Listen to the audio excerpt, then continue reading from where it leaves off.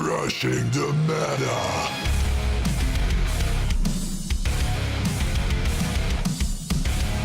Big welcome to our channel. We are Team Crushing the Meta, and you can call me D-Boy. I'm here for you guys with a deck profile, and this time it would be on Nubatama. This time it would be on Nubatama Dominate. A lot of people have been asking me to show them the deck that I've come up with, a lot of my friends too, and it's really hard to make the balanced deck list. I still think that this deck is missing some cards, of course, because this is just from set 11, and on the next set in 12 they will be getting more cards, and that would make the deck more balanced, more the new strategy will come out, and some other great tools that could help the deck to be even better. But for now, I still do want to show you the deck list that I've come up with, so why not? First, I will go fast through the deck as always, and then I'll be explaining the cards and my choices. First, playing 4 copies of the new Shiranui and 1 of the old one, so 5 Shiranuis, and then playing 3 copies of the monkey. If you are thinking why am I not pronouncing the names, because I don't want to, I can't even pronounce them right, so I will do myself the pleasure and not even try to. I call him the monkey, so that's his name for now. For the grade 2 lineup, you play of course 4 copies of Furai, if I'm pronouncing the name right, and 4 copies of Genkai, because for now we only have him as your main grade 2. He will be taken out maybe in the new set, maybe not, I'm not sure yet. I have to test the deck with the new cards first, but he's stable at 4. 1 Amber Clone and 2 10k Vanillas.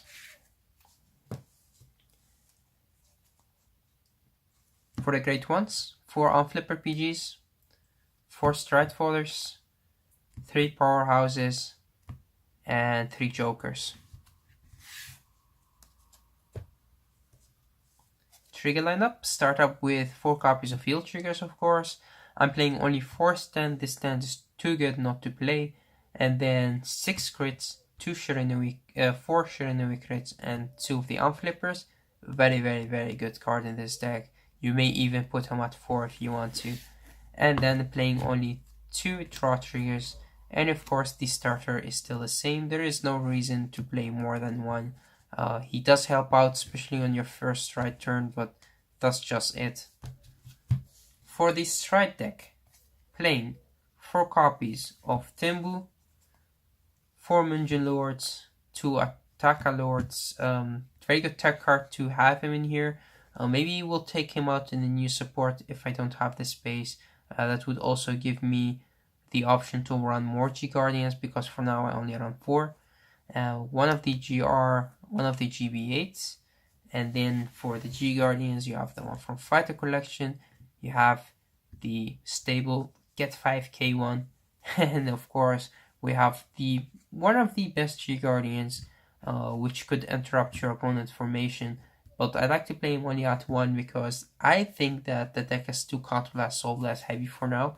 You could put him at 2 if you want to, but for now I'm trying only 1, and let's see if the deck works. And playing only 1 copy of Desmil. It's really necessary to play at least 1 Desmil in each and every deck. If you don't want to play him, you could play 1 copy of him, or you could just take him out for the second one, or play the 2 Fighter Collection ones. It doesn't matter, whatever you want to do. Now, let's go back to the deck and let me explain some of the cards and some of my choices. For the grade 3 lineup, the one strange thing about the deck is I only run 1 copy of the old Shiranui. In my opinion, there is no reason to play more than 1. It's nice to have him in here if you need him, but if not, yes, it's just another tech card because you really don't want to ride him. You want to ride the new Shiranui. The new Shiranui has 2 skills. It's very important to learn about the skills of the Nubatama if you play against them or if you play with them. The players that play this deck know the secret that is there are 2 different ways that you could call. There is the Furai way and the Shiranui way. Furai way calls to an open rearguard circle, and he calls to a rearguard circle. That would mean that if your opponent has a rearguard on the field and you use a skill to let them call one more, they could call on the top of their old rearguard. So they would retire the old rearguard and call on the top of him, so they would still have only one rearguard for you to attack with and dominate. That's very interesting. But with Furai, they would have to call to an open rearguard circle, so that would leave them with one more rearguard, and they cannot call on the top of the rearguard.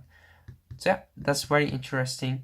Also, the two of them don't call the unit dominated, so if you have on place skill, it's up to you to choose to make it to use the on place skill or not. So that's also very good to know, because his skill set at the beginning of your right phase, you may choose a card from your opponent's drop zone. If you do, your opponent calls that to a rearguard circle, so it doesn't have to be open. And then at the end of the turn, retire that unit. But when the unit strike, choose one of your dominated units and then stand and dominate it. So it dominates when you stride and not before that. That would mean that your opponent could choose and use the on place skills if they want to. If not, then it's up to them. And the old Shiranui, of course, has the same skill. I don't even have to explain this card. Then I'm playing 4 copies or 3 copies of the Monkey. In my opinion, one of the best grade 3s that this deck could offer. Why? Because he has the skill, once per turn on Vanguard or Rearguard GB1, choose a card from your Rearguards, choose one of your Rearguards and rest it. And then your opponent would have to choose one of the Rearguards and give it an extra 3k. If they chose a Rearguard and they gave it the extra 3k, then this unit get the extra 10k. That would mean that you rest one of your units and your opponent would have to choose one of their units and give it an extra 3k. But you already called something because of your stride skill, so they have to give something power, and that would mean that they will be put with one rearguard with more power, and he gets an extra 10k. That would make him a 21 attacker by himself. Really good. Help out to push for high numbers. As for himself, as for your opponent's rearguards, the rearguards that you dominate. Firstly, I started playing only 2 of him, but then I wanted to put him up to 3 because he does help out a lot with making the right numbers. The stand triggers and the draw triggers do help out a lot. As I said, the stable grade 2 in this deck is Furai. Helps out to fill up your opponent's field. So yeah, he has 2 skills. His first skill is Soul Blast 1, choose one of your opponent's rearguards from the drop zone, and they have to call it to an open rearguard circle, which is perfect. And then at the end of the turn, they retire that unit, which is alright. So they can't keep the unit. And then when another unit attacks during your turn, you get an extra 2k. So even when you attack them with their own dominated units, you will still get the extra 2k, which is really good. And then 4 copies of Genkai. I would think that I will take him out or leave him at 2 because his cost is too heavy. A Count Blast and a Soul Blast. When a dominated unit attacks, you get an extra 2k and you get to draw a card. So really good to help out to fill up your hand, but just the Count Blast, Soul Blast is too heavy in my opinion.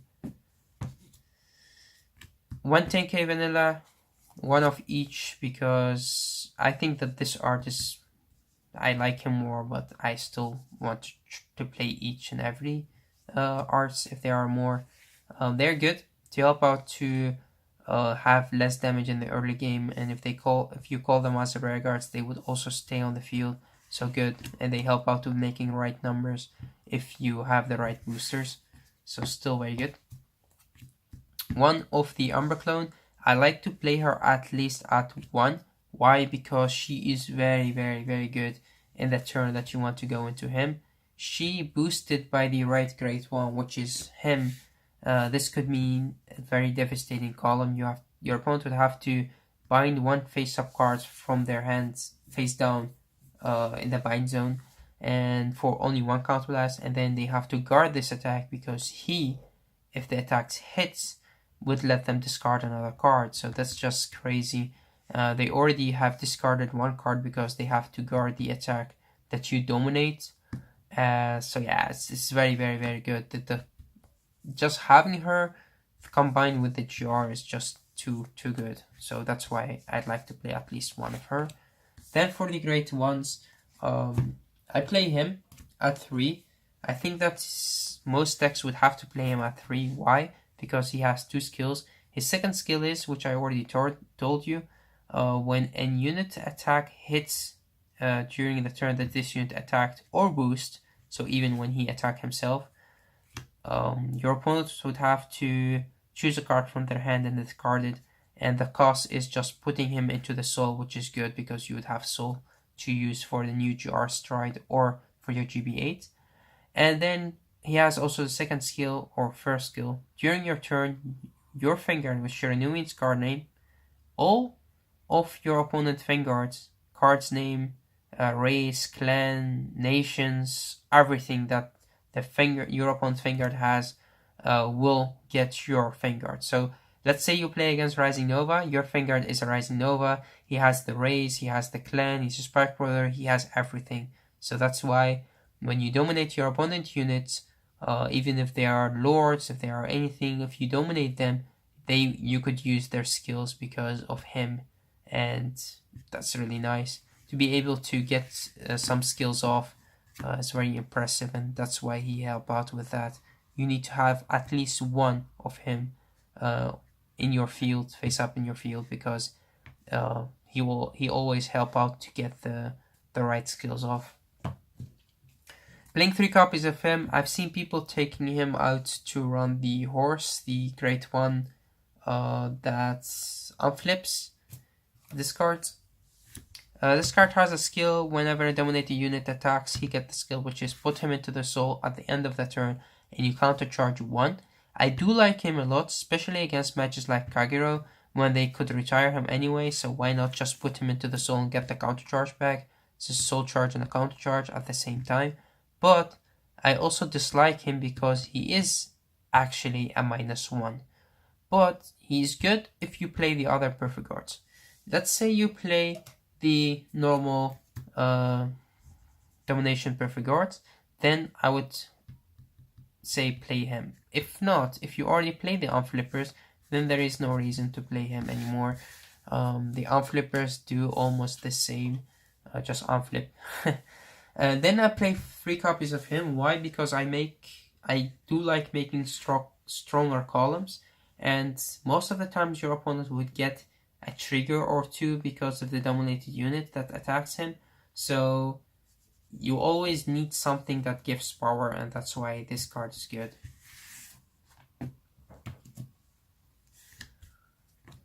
For of these stride fathers, in my opinion, just too good not to play. Help you to stride and to get the right grade 3 into your hand. There is no reason why not to play him.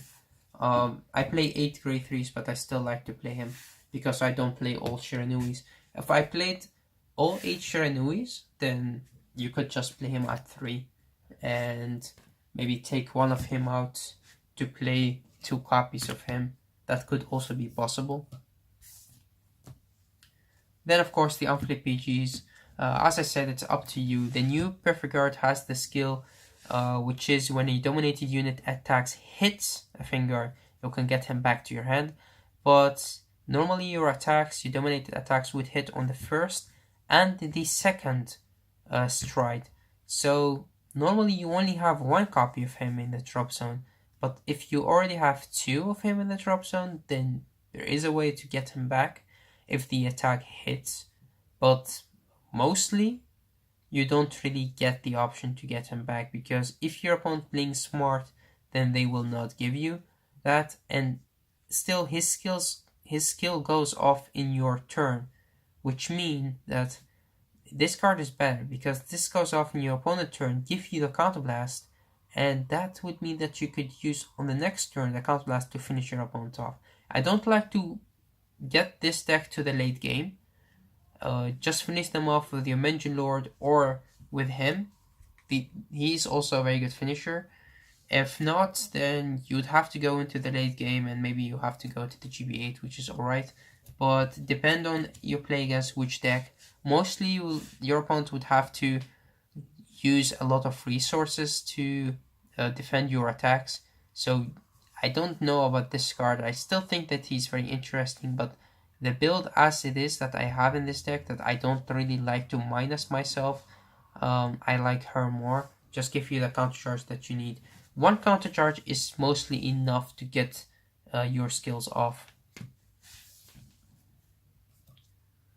And sometimes your opponent would leave you at less damage count, so they would like to let you go into the late game. And if they manage their rear guards right, then even with Mention Lord you can still attack only once, maybe twice if you have Foray on the field, but they could guard these two attacks and then you will not be able to get your Perfect Guard back to your hand. The starter, as I said, we can only play him. There is no other really good dominating starter. The good thing about him is you can use him on the first attack.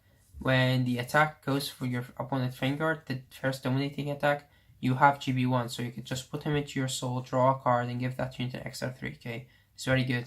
I like that. 2 draw triggers, which has a very interesting skill. It's an act. He goes into the soul, and you can give your own units or one of your opponent's units the extra 3k. So you have the option to give it to your own or to the dominating unit. The extra 3k is very nice to make the right columns, of course. 2 of the unflipped PGs, 2 of the unflipped criticals. Yeah, just too good not to play. Put him into your soul and unflip one of the damage, just perfect for this deck. You could also play him at 3 or at 4 if you want to. I like to put him at 2 because I like the Shiranui crits more. Just because you can just call them in the early game and just pressure your opponent to attack with them, and they go to your soul, and then you could just draw a card. Put your Vanguard at more or higher numbers is also very nice. For the stand trigger, this is a very, very, very good card in this deck. Just the fact that it could recycle itself to the deck and you draw a card. You can't draw him because you draw first then recycle it, remember that. But give the extra 3k to your rear guards, it's very good. Make the right numbers sometimes, but just you can recycle this card to your deck is too good because then you know how much stands you have left in your deck, and because of that you can make very good strong GB8 and GR turns. And of course you play 4 heals. Well, you have to play heals, so why not? And I play the one from the Fighter collection because it has at least a skill. So, and the skill is alright. When you guard with the right G Guardian, you discard one and draw a card. What you discard have to be a grade 1 or less, but that's what you mostly want to discard. Sometimes a Strat Father if you have too much grade 3s in hand. Draw trigger if you don't want to use it, just to get up your cards. Sometimes you don't have a Stride Father and you want to draw something that you could stride with. It's also very nice. For these strides, well, your first stride, which is Tembu. He has the skill. You play 4 copies of him, of course. He has the skill, which is an act once per turn. Dominate. Choose a card from face down with the same card name, so you unflip him, and then you choose one of your opponent's rear guards. Give an extra 3k for each card you have face up in the G zone. So that's good because he could be a first stride, but he could also be a finisher if you give one of your opponent's rear guards too much power because you have a lot of face up cards in your G zone. Then you could give one of your opponent's units too much power, and then you stand that unit and you dominate it and it attacks your opponent Vanguard. Yeah, there is a different... First, I thought this card is better. This is the one from the trial deck. which also dominates one of your opponent units and it can attack them. But this card is better because it unflips itself. And that's good because you need a lot of cards face up in the G zone to be able to dominate more with Dungeon Lord. So that's why these two works perfect. If not, if you want to have less counterblast heavy deck, then I'll advise you to use him. But yeah, in my opinion, he's better, so why not use him? He also gives power and he doesn't. So that's why you play 4 copies of him. Then you have 4 copies of the Minion Lord. He's your finisher, your second stride. It's the triple rare stride like Miracle Ace and like Dogma. Each and every deck have one of these that could just be a second stride, be a finisher. And if not, it's a very good mid-game card. It lets you go into the late game pretty slowly. Yeah, counterblast 1, choose a Minion Lord from your G-Zone, turn it face up. Choose up to the same cards from your G-Zone as... So you choose up to rare cards from your opponents as much as face-up cards you have in your G-Zone. From your opponent or from your own field. It's up to you. And then you give those units an extra 4k. And then you dominate your opponent units that you chose by this effect. So let's say you have 4 copies or 4 face-up cards in your G-Zone. And your opponent has only 2 rare cards. Then you choose the 2. And you choose 2 of your own units. And you give all the 4 units an extra 4k. And then you dominate the 2 units that your opponent have. And then you attack your opponent one by one. It's up to you to choose to use the skills. And it's up to you to choose which one attacks first. Just remember, if they have interceptors, that you could work with that. Because sometimes they have interceptors. And then when you dominate them first with your stride skill, they intercept the attack, and that's when you have 1 less rare to attack with him. So don't be too greedy with your stride skill. Sometimes is waiting really good because you dominate more because of him.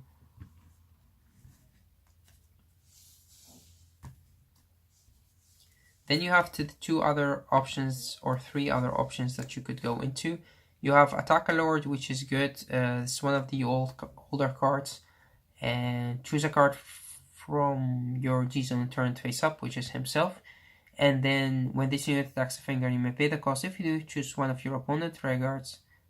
Choose one of your opponent choose 1 card from his or her hand and bind it face down. Then if the number of cards in your opponent hand is 3 or less, this unit get an extra crit to the end of the battle, and your opponent will get that card back into their hand at the end of the turn, of course. So he discards one of your opponent had anyway, so your opponent would have to discard or bind face down. And then if they have 3 or less cards, then he get a crit. So this card is so good if your opponent could not guard, or if they guarded too much at your first stride, then he's very, very good. So that's why you want to play him in this deck. Just have the option to go into him is also very nice. And then you have your 2 main killers, your GB8, which is too good. When your opponent guards for a counterblast or a soul blast, they would have to discard 2 more for every guardian they put on the guardian circle, so it's just crazy. It only works if they guard from their hand. So let's say they G-guard, then you can't really use his skill. And then of course we have the GR. There is just, I think most of you guys already know what he does. Which is a counterblast 2, you unflip something from your G-Zone, and then your opponent will have to choose 4 cards, keep them in your hand, and all the other cards will have to go binded face down, and that's just too good because that would leave them with only 4 cards to survive the whole turn with your dominating skills, with your strong column attacks. They would definitely lose. If they are at 4 damage and they don't get a critical, then they lose against him. Even if they have like 4 G Guardians in hand, especially if you combine it with the Umber Clone, it's just overkill. And then we have the G Guardians as last. Let me explain those as well. In my opinion, playing 1 Desmiel is important to play against Narukami, against Kagero, against Dimensional Police, and of course, if you want to keep your grade 2s for Rise on the field, then he's good. The Fighter Collection one, which outflips one of your own G-Guardians, your opponent would have to discard a card from their hand. If they do not, then this card gets a 20k shield. The 20k shield is nice, but just to understand how much cards your opponent have in their hand and what they want to discard and what not, she's good. And of course, she gives you the option to go a turn earlier into the GB8, so why not? One of this guy, I don't really want to pronounce his name. This is a Counterblast Soul Blast 1. When this unit is put on the Guardian Circle, you can choose one of your opponent's grade 1 rearguards in the back row. So the unit that you target have to be a grade 1, and it has to be on your opponent's back row to be able to target with him. And then that unit will go into the Guardian Circle with him to be able to guard your opponent's attack. It's very good. His skill is very nice, but it doesn't work on starters, so that's bad. And it only works if they have a grade 1 in the back row, but the cost is also too heavy. Counterblast and the Soul Blast is too much in this deck. That's why I like to play only one copy of him. And then one of the old one, his skill is, let me read him to make sure. When this unit is placed, if your hand is less or equal to your opponent, you get an extra 5k. So mostly when you defend, you have less cards than your opponent. So it's just an easy 5k shield. So that's it for the deck profile. Tell me what or how you play the deck, or what your deck list is. I'm also very interested about the grade 1 lineup that you play, because the deck could doesn't really have too much options as grade 1s, but it does shift the way that you play in your playstyle. If you play him and put more pressure in your opponent, if you like to play the powerhouse, or if you like to play him because he's good in the format that we have Narukami, Kagero, he goes into the soul anyway. So yeah, tell me what you think about the deck. There are a lot of different cards that I would still like to put in this deck, but I would have to wait till the new set. One of the cards is him, the Glimmer Breath clone. I like him a lot, but the problem with him is you don't really get the after image effect, because there is nothing that goes to your opponent's hand at the end of the turn. Maybe with some of the strides that he could work, but with not all of them. But the good thing about him is, that's why I first tried to play one copy of him, but that was just too much. And I think that I will even put him back to my deck if I could play more after image cards, or more cards that put or bind cards. What he does is he's a Counterblast Soul Blast, which is heavy, but it's alright. When this unit is placed, if you have a Vanguard with Shiranui in its card name, you choose one of your own units and you give it an extra 3k, and he gets an extra 3k, and then you give it the after image ability. That would mean that putting him in the front row and then using his skill to give the other unit an extra 3k, and then you attack with them, at the end of the turn, the two of them will be able to go back to your hand. And against a format where Kagero, especially Narukami and Link Joker, which targets a lot of your front row rearguards, with him you could put those units back to your hand, so you'll be able to have a good next turn. So especially against Messiah, those kind of decks, this card is very, very, very good. So that's why I really want to play him and take one of the TK Vanillas out, which I think that I will. But for now, I think that the 10k Vanillas are doing a good job. So I'm not sure which one I would like to, or what I would like to do. I would just like to wait until the set 12 come out, so I have more options, and I will change the deck list as well. So yeah, thanks for watching, guys. This was D-Boy from Team Crushing the Meta, explaining and show you how the decks work. If you want to know how to beat Nubatama, then you could message me or comment on the comment box below, and then I will make sure to try to make a new video to tell you how to win against Nubatama. Because when you understand how the decks work, you have a way bigger possibility to win against it. So yeah, thanks for watching, guys, and till next time.